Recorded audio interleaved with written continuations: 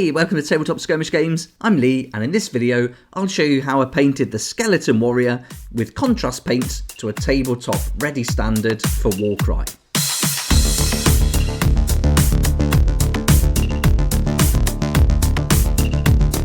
In this video, I'll show you how I painted this Skeleton Warrior with mostly contrast paints and some dry brushing techniques, and the idea was to get him to a tabletop ready standard to add to my Legions of Nagash Warband for Warcry, and this technique I use for many of the other miniatures for Legions of Nagash.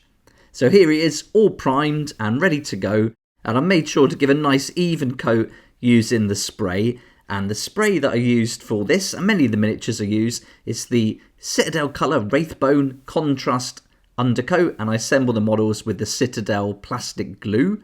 If I miss any spots, I'll go over with some base paint. I'll just use the Ceramite White, but ideally you'd use the same colour Wraithbone. And the paints we'll mostly be using in this video are Citadel Contrast Paints. We'll also use some layer paints for dry brushing too. And the brush I mostly use is the Army Painter Wargamer character, but recently I've been using the Kalinsky Synthetics, and they're really great brushes. So let's get started with the Contrast Black Templar. And it's really important to give all the paints a really good shake before you use them. So when I go through any of the paints in this video, I'll make sure they all get a good shake before I put them on the miniature. And here we are. Now I'm just going to use this Black Templar to do all the straps and all the kind of leathery parts of this model. And I'm keeping this nice and simple. I'm using the box art as a reference, and I'm really going with the black and red colour scheme. And I'm just using this contrast paint, not too heavy now, I haven't put too much on the brush, but just enough so I don't have to keep going back and forth too much to refill the bristles. And so there's a decent amount on there, but I'm not flooding it with paint now. I guess I just want it to be like a felt tip pen, so that kind of effect. So you're just getting enough paint to give it a nice coat. And then we're going to do that on all the different straps, and just being careful in the different areas, making sure I move the miniature so it's easier for me to get to the areas rather than trying to work around it. I make sure I keep spinning it and turning it, and then I brace my arms on the table so I'm nice and steady, and so my hands aren't shaking. Then I've got a nice grip on it, and good to go. Whenever I put more paint on the brush, I always kind of twirl the brush, like spin it through the paint, so then I get a really nice fine point to the bristles, and then that really helps with this detailed work. And so this is going to be almost all the black done now, and now we're going to move on to the Contrast Blood Angels Red, and this is going to be for all the material, and this is mostly this kind of cloth here around him, like a robe, or leftovers of a robe, and there's also some material on the spear. And here I'm putting a bit more paint on the brush, so I'm really loading it up with paint now, and I'm starting and ending my brush stroke where I want most of that paint to build up, and so I'm really pushing it into the recesses, and where the kind of different materials overlap and meet, that's where I want more of the paint to build up and act as a shadow. And so using just this one colour for the undercoat, you just want to make the contrast paint bring out those shadows and highlights for you, and it naturally wants to run into those recesses. So put a decent amount on that at this stage, push it in, let that paint do the work, let it run into the recess, and then you can just push and pull it around, making sure it goes where you want it to go. And then also if it starts to build up too thick on the smoother, flatter areas, which would be normally more highlighted, like naturally highlighted, then just use your brush to wick away that paint and then redistribute it into the other areas of the miniature. When you're using the paint like this, quite a lot on your brush, it really takes a little while to dry. So you've got a good amount of time to maneuver it around and push it around. So don't worry about having to do this quickly. You can take your time and do that. Obviously, if you put a lot less on your brush, it's going to dry quicker. But when you go quite heavy like this, especially on these materials, then you do have plenty of time. But this is where having like a larger brush is useful. And I'm using the Kalinsky size number 2 now, and I can get more kind of paint on the brush so it won't dry it out more. It also gives me more control, so I can get a really nice point to it, and because it holds more paint, I don't have to keep going back and forth to the paint pot. So having that larger brush is almost counterintuitive, but it can give you more control and more detail on smaller parts of the model. But if you find you've put too much paint on, then what you can do with the brush is just run it over some kitchen towel or kitchen paper towel, and then that'll take some paint off the brush, and then you can use the brush to kind of soak up some of the paint if there's too much on the model. So you've got a lot of options to control this paint, and it really is flexible and easy to work with, and that's why I really love it and why I took to it straight away. And you can see here now I'm going on to these little bits of material that go over the arm, and I've probably got a little bit less paint on now, not so much, I haven't loaded it up so much, but I still want enough so that there's going to be quite a bit of paint going into the little recesses and the folds of that material, just to get that nice shadow. So this red is going to work really nicely with the black, and it looks quite bright now, but we're going to dull that down as we get on through the model, through painting it. We're going to do like a dry brush effect to make it look like dust. But I wanted that red to go on the shield as well, and so again you can see there's quite a lot there now. You can see how it's going right into the kind of groove or the crack where it meets the metalwork. You can see it on its own, it wants to build up there, but I'm trying to start and end that brush stroke where I want most of it to go. Or you can see I made a little mistake there, a bit careless, and some of it went on, but we'll cover that up later. So, and that's an important stage with the contrast paint, is making sure it's really neat. So before you move on to other colours, it's really good to go back with a little pot of the base paint, or like a layer paint of white, or the colour Wraithbone that we undercoated it with, and just make sure that you tidy up any areas if you've made a mistake like I did there. And then having it nice and neat and crisp, it really makes a difference, and that's how these contrast paints can give you a really nice effect. Having nice crisp lines, make it really neat, and then just control where the paint goes, and you can get some really nice finishes with contrast paint. And so here we're going to take some Ceramite White, the base paint, and I'm just going to tidy up any areas where I've gone over with that red paint or the black paint onto the areas I haven't painted yet. And so just neaten those lines, make them nice and crisp, because anytime we put different contrast paints on over each other, they're going to show through. And especially if you're using one of the lighter contrast paints, it's really going to show up what's underneath. So make it nice and neat and tidy. Sometimes you'll use this to your advantage, like if you wanted to do a Zenithal Prime, you could prime it with a dark grey or black, and then go over that with white, so that it's kind of brings out the values of the different shadows and highlights. And then when you put the contrast paint over, you could just put one even coat, and that work you've done on the priming with the Zenithal Prime, that's going to come through, and that's going to give you your shadows and highlights. And that's another technique that works great for contrast paints, and that's something I'm practicing and trying out, and we'll be bringing to the channel real soon.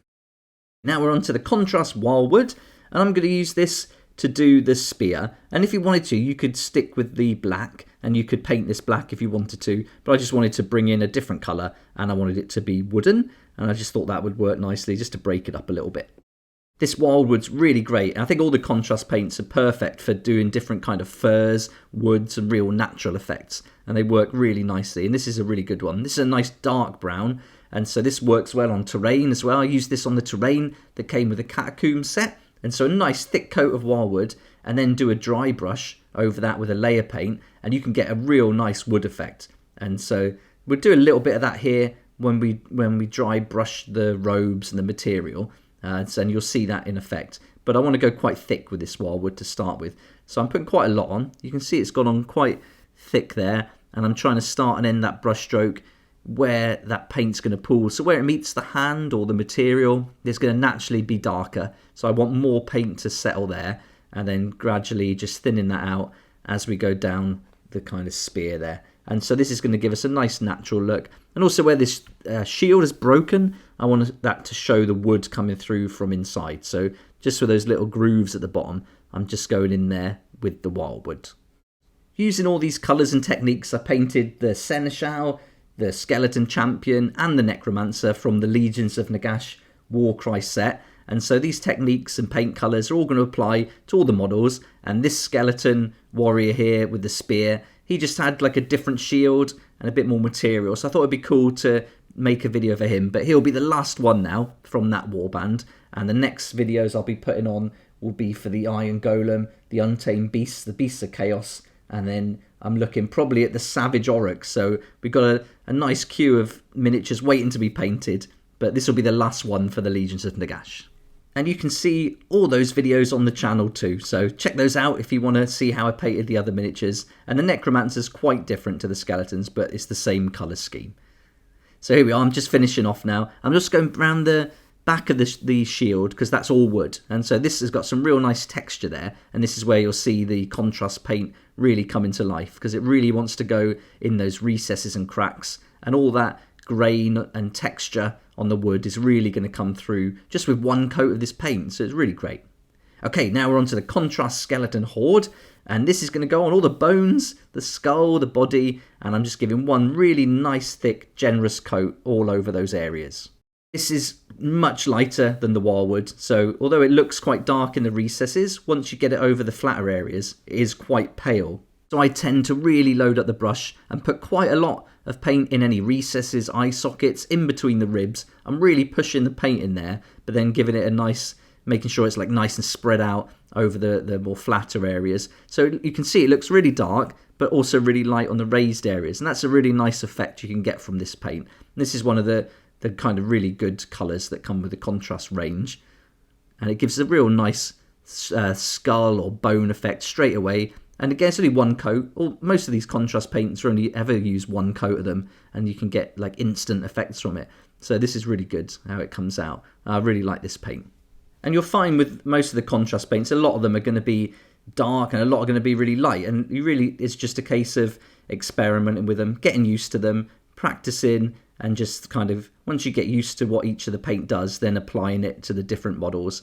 And there's only a few things really to stick to get some good results from contrast paints. And as long as you're nice and neat and tidy and clean up, making sure you got crisp edges at each stage using that white paint or the Wraithbone paint just to touch up, make sure it's nice and crisp. Start and end your brush strokes where you want most of the paint to build up, and then get used to those colours. And I think if you can just follow those three things, you're going to get some really good results. And the contrast paint's perfect for beginners, but I think once I've seen people doing like the Zenithal Prime, them with contrast paints, and the results are stunning. And so I'm really looking forward to learning and progressing and getting to that stage. Right, now we're going to take some Lead Belcher. This is a base paint, and this is going to go over all the metal areas of the model. I'm just going to give one nice even coat of this, and I don't water it down or anything like that. And so I'm just being very careful as well not to go over any of the areas I've already painted with that contrast paint. If you do make a mistake at this stage and you do go over those areas, then you just have to wait for the Lead Belcher to dry completely and then go back over the area that you've made the mistake with some white or Wraithbone. Let that dry and then go back over with the contrast paints. And for the kind of tabletop ready standard that we're going for here, you're not really going to see any problems with that. So, but if it's a big area, there's a chance you could get like a little stain mark possibly. But I would say if you kind of make a mistake on a big area, the best thing to do would be to paint it all white and then go over it with contrast again. I think that would give you a better way of tidying it up. But just be real careful, and then hopefully you won't have to worry about that. And for little spots, then you can certainly just touch those little spots up with white or Wraithbone and then go back over them with contrast. And now we're just finishing off this spear, and we're going to use some real cool paint later on to make all this metal look really old. So the idea with these skeletons is they've been raised from the dead, from an ancient battlefield that's soaked in blood, that's dried up, so it's all dusty and gross and dry, and they've come out of that blood-stained earth, and then over the centuries or millennia, their metals got all corroded, their cloths are all covered in dust, and so that's the effect I'm going with. So now the next stage is take some Bugman's Glow, and this is a base paint, and I've got a very vegan makeup brush, and this has got really nice soft bristles, and I'm using this as a dry brush effect. And the idea here is to load up the brush with paint, work that paint into the bristles, really move it around, just using some paper towel here, some kitchen roll, and I try and get as much paint as I can off the brush. So we want this really dry, that's why it's called dry brushing. We want as dry as possible, and we want to make sure that the area we're going over, that paint is dry also. And so I'm using this paint now and this dry brush to go over all the areas we've painted with red. And this is going to tone it down, take away that brightness, but also make it nice and dusty. Now, a lot of people use the dry brushing for highlights as well, but I'm not really trying to get highlight with this paint now at this stage. I just want to dirty that down and make it really dusty. And so the dry brushing technique's perfect for that. So you can see I'm just being a bit careful at first, just to make sure I haven't got too much paint left on the brush. And then once I'm happy that there's not too much on there, I can be a bit rougher and then start applying a bit more pressure to the brush as I go. And I'm not too bothered if this dry brushing paint goes over some of the bones, because again, it's the dust, so it's going to add to the effect. And so this is a great way to bring out a bit of the texture as well once you start adding dry brush over the layers. Okay, now we're going to take some Rakaath Flesh, and I'm using the same brush, and I haven't cleaned it. I'm just going straight in, and I'm loading the bristles up.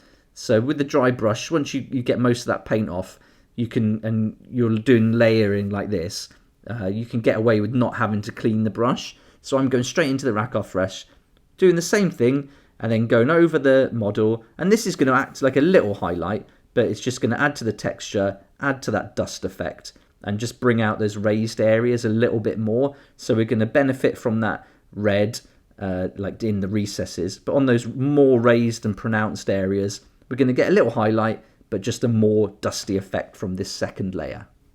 And so with that taken care of, we're going to move on now to the metal, and we're going to take some Typhus Corrosion. Again, make sure this layer paint underneath is completely dry. I'm just using a really old brush because this Typhus Corrosion is quite a sandy texture. And then I'm kind of just like putting it on, giving it a coat all over, dabbing it around, and just on the edges where I'd want the kind of sharp blade, I'm just using my finger just to wipe some of that off. And I'm going over all this as well, all these edges, trying not to get any on the red. If a little bit goes on, it doesn't really matter. It would kind of almost give the effect that that kind of rust and corrosion has just bled onto the kind of red part of the shield a little bit. But I'm just going right on there, and on the helmet as well. I want to get it in there, and this is going to give us a real old worn look to the metalwork. And this is a great technical paint, just over a couple of pounds a pot. I don't think you'd probably, for doing the models for Warcry, you'd ever need any more. So it's great value and a real quick effect from it. I wasn't happy with the shield, so I took some Null oil and I just put a nice coat of that all over it, just to kind of tone it down a little bit. And quite heavy here, you can see. And then, much like the contrast paint, this shade's going to go right into those recesses. And I put little dots on the bit where the wood's broken as well. Right, now I'm taking some Stormhost Silver and a little flat brush, and I'm going to do some dry brushing for the silver to bring out a little highlight on the metalwork. And I didn't want to do edge highlighting. I'm kind of getting into using these metals and dry brushing them like this. So with that same technique we did before, get most of the paint off, and then I'm just going along all the raised areas of the metal where we want them to like be sharp or have a little highlight. And this is a great way to do this quickly. And if you're doing a lot of models, you know, you'd paint them all in stages. So you'd batch paint them. And so you'd go through all of them with this dry brush here and do the highlight. And this is just going to bring that metal to life. And there we go. That's the finished model. I was really happy how this whole warband turned out. And with the contrast paints and a bit of dry brushing, I think we got some really nice effects and a great tabletop ready standard. The Typhus Corrosion was a great technical paint to use on a miniature like this to give us a nice aged effect on the metal. And I've gone along with that narrative on the earth there on the base and made it all cracked and dusty. And if you'd like to see how I did the base, then I've done a separate video on that. And so you can see that on the channel too. And all the techniques and paints we used in this video I used for the Skeleton Champion and some of the other miniatures from the Warband. It'd be great to hear what you think about this method, so any thoughts or feedback, please add it in the comments section below. And if you played the Legions of Nagash, I hope this has given you a good idea of how you could paint them quite quickly using the contrast paints to a tabletop ready standard. I'll put links to all the paints and brushes I used in the description below, and there'll be links to Element Games, and there'll be affiliate links, but they don't cost you anything extra. In fact, they could save you up to 20% on the products there, and for every sale made through an affiliate link, I get a small commission, and that's going to help me make loads more videos like this. So thanks so much for that support, I really appreciate it.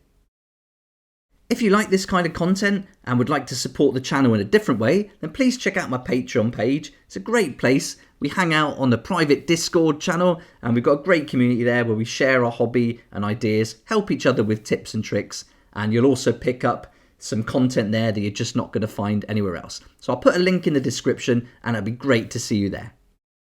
Thanks so much for watching. I really hope this video has been helpful. Please like if you like it, subscribe for more videos like this, and don't forget to hit the notification bell to join me next time on Tabletop Skirmish Games.